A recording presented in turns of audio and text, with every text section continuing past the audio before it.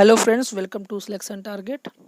और आज मैं आनुवंशिक और वातावरण टॉपिक से जो सबसे अच्छे एमसीक्यू यानी मल्टीपल चॉइस क्वेश्चन थे जो कि पिछले एग्ज़ाम्स में सीटेट में पूछे गए हैं और आने वाले सीटेट एग्ज़ाम्स के लिए भी इम्पॉर्टेंट हैं, उन्हें मैंने आपके सामने यहाँ पर प्रेजेंट किया है। तो आज हम डिस्कस करते हैं ये एमसीक्यू।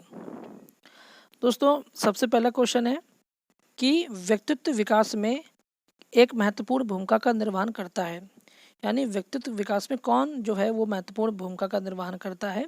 पहला ऑप्शन है आनुवंशिकता। दोस्तों, आनुवंशिकता क्या होता है आपको पता होना चाहिए कि माता पिता से बालकों को प्राप्त गुण जो होते हैं वो आनुवंशिकता होती है। वातावरण क्या होता है, जो बालक के आसपास का परिवेश होता है।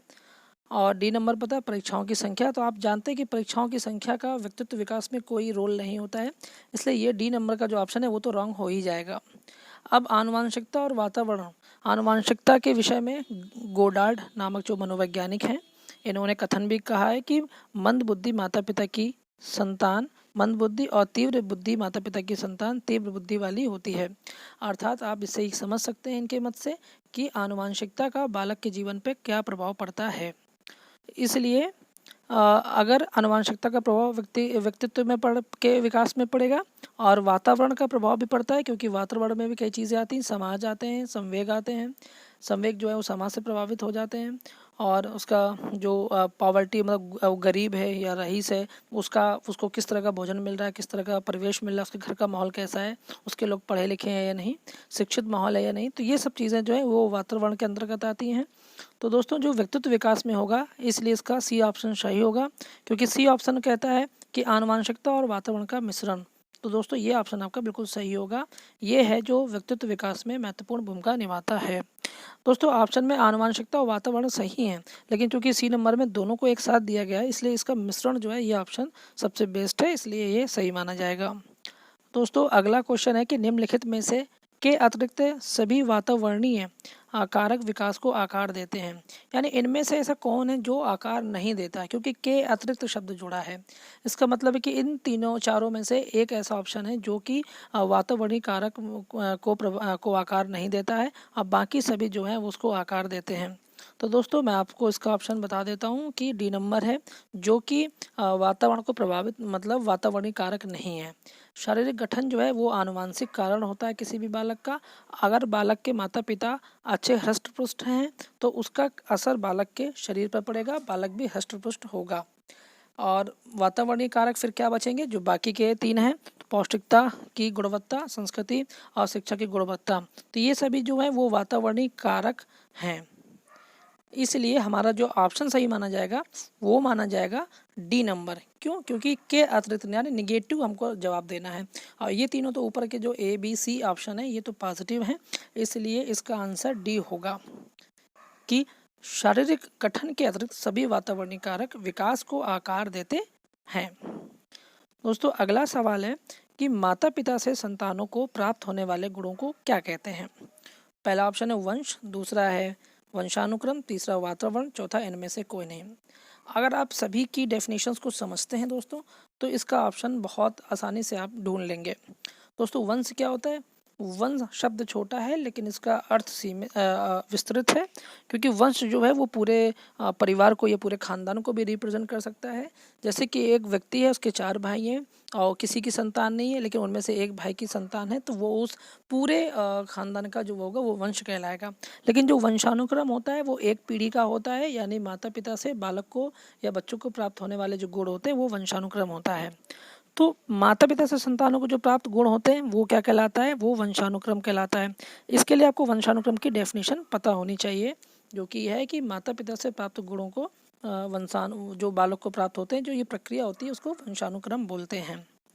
तो ये आपका ऑप्शन बी सही है। अगला आपका जो क्वेश्चन आएगा वो है कि निम्नलिखित में से कौन सा किसी बच्चे पर आनुवंशिकता का प्रभाव है। दोस्तों, आनुवंशिकता का प्रभाव जो नीचे दिए गए ऑप्शन है इनमें से किस पर पड़ता है, ये आपको इसका जवाब यहाँ से देना है। तो ऑप्शन ए है कि विशिष्ट शारीरिक लक्षण, बी है विशिष्ट बुद्धि, सी विशिष्ट चरित्र और डी उपरोक्त सभी। दोस्तों, आनुवंशिकता का प्रभाव जो है वो शारीरिक लक्षण पर तो पड़ता ही है, मैंने पहले भी बताया, जैसा कि गोडार्ड का भी मत मैंने आपको दिखाया। और विशिष्ट बुद्धि पर भी प्रभाव पड़ेगा, ये भी गोडार्ड के मत से ही है कि अगर किसी बालक के माता पिता अच्छी बुद्धि वाले हैं, तीव्र बुद्धि वाले हैं, तो उसका प्रभाव बालक पर कहीं ना कहीं प्रबल तरीके से पड़ेगा। विशिष्ट विशिष्ट चरित्र, अगर किसी बालक का गुण विशिष्ट चरित्र वाला है माता पिता का, तो बालक भी कहीं ना कहीं विशिष्ट चरित्र वाला ही होगा। इसलिए जो इसका ऑप्शन जो सही होगा वो आपको उपयुक्त सभी टिक करना है। तो ये इस चीज़ों को आपको समझना होगा। अगर आप इसको समझ रहे हैं तो आसानी से आप सीटेट का एग्ज़ाम में जो बाल विकास का पोर्शन है वो बहुत अच्छे से सॉल्व कर लेंगे। दोस्तों आपके रिस्पांस पर निर्भर करता है, जितना अच्छा रिस्पांस मिलेगा बाकी सब्जेक्ट भी फिर मैं उसको भी यहाँ पे हम डिस्कस करना शुरू कर देंगे। दोस्तों अगला प्रश्न है कि आनुवंशिकता तथा वातावरण परस्पर है, क्या है? आपके सामने 4 ऑप्शन है। पहला निर्भर, दूसरा पूरक, तीसरा सहयोगी, चौथा अप्रयुक्त सभी। तो इनमें से कौन है, यानी इनमें से क्या है जो आनुवंशिकता तथा वातावरण को परिभाषित करता है? दोस्तों आनुवंशिक और वातावरण एक दूसरे पर निर्भर भी हैं, यानी आनुवंशिकता पर होने वाला जो प्रभाव है या आनुवंशिकता के कारण जो बालक के विकास पर प्रभाव पड़ेगा तो उसका प्रभाव उसके वातावरण पर भी पड़ेगा। दोनों एक दूसरे के पूरक भी हैं, पूरक सहयोगी भी हैं, यानी तीनों का अर्थ एक ही है कि अगर आनुवंशिकता में कुछ भी होगा तो उसका प्रभाव वातावरण पर पड़ेगा, और वातावरण में कोई भी घटना होती है तो उसका प्रभाव आनुवंशिकता पर पड़ेगा। एक उदाहरण दिया हुआ है कि यदि बालक में बौद्धिक शक्ति नहीं है तो उसमें से उत्तम वातावरण भी तो उत्तम से उत्तम वातावरण भी उसका मानसिक विकास नहीं कर सकता। तो दोस्तों कोई बालक है, उसको आनुवंशिक गुण में अच्छी बुद्धि नहीं मिली है, तो उसका वातावरण कितना भी अच्छा हो, उसका परिवेश कितना भी अच्छा हो, लेकिन उसका जो बौद्धिक विकास होगा वो उतना अच्छा नहीं हो पाएगा।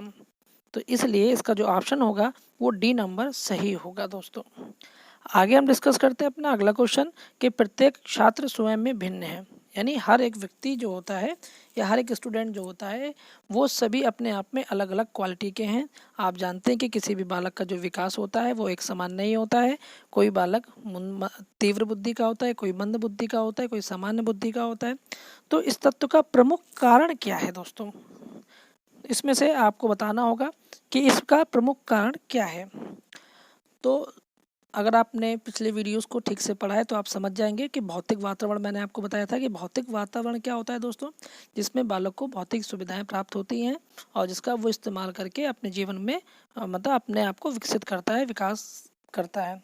बी नंबर एक सामाजिक वातावरण, यानी समाज में उस बालक को उसके साथ समाज जो है उस बालक के साथ कैसा व्यवहार करता है वो चीज़ उसको उसके विकास को प्रभावित करती है। और वंशानुक्रम हमने अभी डिस्कस किया कि माता पिता से प्राप्त गुण जो होते हैं वो भी बालक को दूसरे बालक से भिन्न बनाते हैं। इसलिए जो इसका ऑप्शन होगा वो डी ऑप्शन पूरी तरह से सही होगा। दोस्तों तो आप भी इसी तरह से सवालों को समझिए। सबसे पहले कोशिश कीजिए कि उस जो नेगेटिव पॉइंट हो उसको ढूंढने की, और उपयुक्त सभी वाले सवाल में मोस्टली क्या होता है कि उपयुक्त सभी वाले ऑप्शन सही हो जाते हैं, लेकिन हमेशा ऐसा नहीं होता है। इसलिए कोशिश कीजिए कि अगर आपको 3 ऑप्शंस में से 2 ऑप्शंस में भी मैचिंग लग रहा है कि ये दोनों एक समान है तो फिर आप उपयुक्त सभी ऑप्शन को टिक कर सकते हैं। उसके चांसेस 99% हैं कि वो सही निकल जाएगा। आगे डिस्कस करते हैं अपना अगला क्वेश्चन, जो कि है निम्नलिखित में से किस प्रकार के विकास पर आनुवंशिकता एवं वातावरण का प्रभाव पड़ता है? सामाजिक विकास, संवेगात्मक विकास, मानसिक विकास, शारीरिक विकास। दोस्तों आप एक चीज़ नोटिस कर रहे होंगे कि ये सारे शब्द बार बार रिपीट हो रहे हैं। जब से हमने अपना सीटेट का जो पहला चैप्टर से स्टार्ट किया है तब से ये शब्द रिपीट हो रहे हैं। तो अब आपको समझ में आ रहा होगा कि इन शब्दों की शब्दावली समझना कितना आवश्यक है, इनके भावार्थ को समझना कितना ज़रूरी है, और ये अब आपको इस ऑप्शन को सॉल्व करने में कितनी मदद करेंगे। तो किस प्रकार के विकास पर आनुवंशिकता एवं वातावरण का प्रभाव पड़ता है दोस्तों, आप बता सकते हैं तो उस कोशिश कीजिए, अपने आप को जवाब दीजिए। तो पहला है सामाजिक विकास। तो दोस्तों मैंने अभी आपसे कहा कि जो वातावरण और समाज है वो दोनों आपसी संबंध रखते हैं, इसलिए समाज का जो वातावरण का प्रभाव पड़ रहा है वो समाज पर प्रभाव पड़ेगा। तो ये इसलिए एक ऑप्शन इसका ए सही होगा ही। संवेगात्मक विकास, जैसा समाज होगा, जैसा आनुवंशिक गुण होंगे उसी हिसाब से उसके साथ व्यवहार होगा, उसके संवेग प्रभावित होंगे, इसलिए उसका बी नंबर भी सही होगा। मानसिक विकास, वातावरण जैसा है, उसको पौष्टिक आहार मिला है, उसके माँ बाप तीव्र बुद्धि के थे या नहीं, उसको किस स्कूल में स्कूली शिक्षा प्राप्त हुई, तो इन सब का प्रभाव उसके मानसिक विकास पर पड़ता है। शारीरिक विकास ये भी है कि पौष्टिक आहार मिले या नहीं, या उसके माँ बाप के जो शरीर था वो कैसा था, उसका प्रभाव बालक के शारीरिक विकास पर पड़ता है। तो आनुवांशिकता और वातावरण चूँकि एक दूसरे पर निर्भर हैं, आपको भी बताया सहयोगी हैं, इसलिए इन दोनों का जो प्रभाव पड़ेगा वो सभी पे पड़ेगा। इसलिए दोस्तों जो इसका ऑप्शन सही होगा वो होगा उपयुक्त सभी। इस तरह से आपको अपने सभी ऑप्शंस को समझना है। ये नहीं होता है कि सीटेट में आप क्या करें कि कोई भी एक ऑप्शन पर फोकस कर लें कि मुझे ऐसा लग रहा है मैं इसको मार देता हूँ, ऑप्शन करेक्ट हो जाएगा, ऐसा नहीं होता है। आपको सारे ऑप्शंस को एक्सप्लेन करना होगा अपने आप के मन के अंदर, तभी आप सही ऑप्शन चुन पाएंगे। तो अगला क्वेश्चन है कि आज बाल अपराध की घटनाएं बढ़ती जा रही हैं, जिसके कारणवश शिक्षण प्रणाली में जटिलताएं आ रही हैं। आपके अनुसार इसका प्रमुख कारण क्या है? तो ऐसी कौन सी चीज़ें हैं, कौन से ऐसे कारण हैं जो आजकल बाल अपराध की तरफ बालक को ढकेल रही हैं, वो छोटी सी उम्र में ही अपराध करने लग जाते हैं? तो इसमें पहला ऑप्शन है कि दूषित वंशानुक्रम। तो ये ऑप्शन सही है, क्योंकि अगर माँ बाप क्रिमिनल होते हैं तो उसका चांस कहीं ना कहीं मोस्टली बच्चों पर भी उसका असर पड़ता है। और अगर मतलब चांसेस, ये प्रबल संभावनाओं पे बात होती है।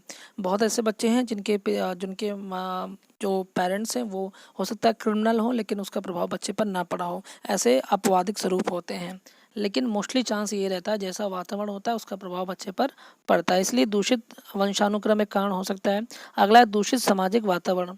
अगर बालक के आस पड़ोस में सिर्फ क्रिमिनल माइंडेड लोग ही रहते हैं, बुरे बर्ताव वाले, बुरे स्वभाव वाले रहते हैं, तो उसका प्रभाव कहीं ना कहीं बच्चे पर पड़ेगा अगर बच्चा उनके साथ उठता बैठता है। तो इसलिए दूषित सामाजिक वातावरण भी कहीं ना कहीं बाल अपराध का एक प्रमुख कारण है।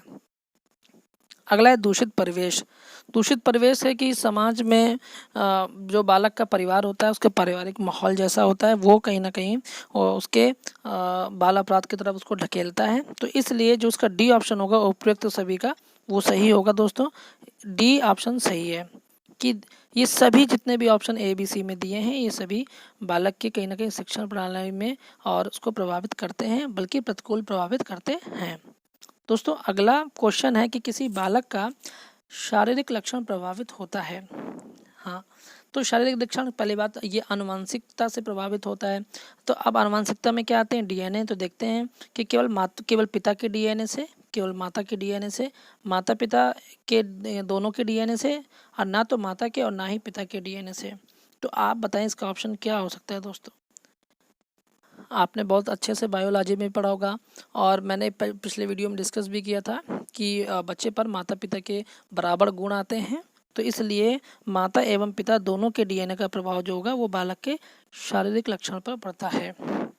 मोस्टली भी होता है कि माता पिता की अगर हाइट कम होती है तो उसका असर बालक पे पड़ता है। बहुत कम ऐसे होते हैं जो स्पेशल ट्रीटमेंट बालक को अगर अच्छे से और उसका ख्याल रखा जाए तो हो सकता है उसकी हाइट अच्छी हो जाए, लेकिन मोस्टली चांस ये रहते हैं कि अगर माता पिता छोटी हाइट के हैं तो उसका प्रभाव कहीं ना कहीं बालक पर पड़ता है। दोस्तों अगला क्वेश्चन है कि बालक को जो मूल प्रवृत्तियाँ डॉट डॉट डॉट से प्राप्त होती हैं उनका विकास होता है। किस में होता है दोस्तों? ये समझना होगा कि इन दोनों में से आपको भरना क्या है। दोस्तों आप एक चीज़ समझिएगा इस प्रश्न में कि ए और बी में दोनों शब्द समान दिए हैं, बस दोनों की पोजीशन चेंज है। तो सबसे पहली चीज़ जो है वो मूल प्रवृत्तियाँ कहाँ से प्राप्त होती हैं? तो आपने ए ऑप्शन में अगर आप पहले यहाँ पर वातावरण भर देंगे, सबसे पहले अगर आपने वातावरण भर दिया तो क्या वातावरण का प्रभाव पड़ता है बालक पे? तो पहले मूल प्रवृत्तियाँ जो उसको वो वातावरण से प्राप्त होती है, नहीं होती हैं, इसलिए ये ऑप्शन आपका गलत हो जाएगा। तो आपको ये ध्यान देना है सबसे पहले कि बालक को जो मूल प्रवृत्तियाँ प्राप्त होती हैं वो वंशानुक्रम से प्राप्त होती हैं, और उनका विकास होता कहाँ पे? वो वातावरण में होता है। इसलिए जो पहले ऑप्शन में भरा जाएगा वो वंशानुक्रम होगा, और दूसरा जो भरा जाएगा वो वातावरण भरा जाएगा। जबकि आप देख रहे हैं कि ए में क्या है कि वातावरण और वंशानुक्रम शब्द दोनों में समान दिए हैं, बस पोजीशन का अंतर है। तो आप याद रखिए कि जो मूल प्रवृत्तियाँ होती हैं, जो मूल आचरण होते हैं वो वंशानुक्रम में माता पिता से प्राप्त होते हैं, और जो गुण होते हैं उनका जो विकास होता है वो वातावरण में होता है। इसलिए इसका ऑप्शन बी सही होगा दोस्तों, और बाकी सारे ऑप्शन इसके गलत होंगे। तो ये थे आनुवंशिकता और वातावरण पर जितने भी इम्पोर्टेंट मल्टीपल चॉइस क्वेश्चन थे, बहुविकल्पी प्रश्न थे, उन सभी को अच्छे से एक एक पॉइंट को डिस्कस किया गया। आपको अगर वीडियो अच्छा लगता है तो चैनल सब्सक्राइब कीजिए ताकि आपको नोटिफिकेशन मिलती रहे, और वीडियो पसंद आए तो लाइक कमेंट और शेयर कीजिए ताकि इसका लाभ और भी लोग ले सकें। मिलते हैं अपने अगले वीडियो के साथ, तब तक के लिए नमस्कार।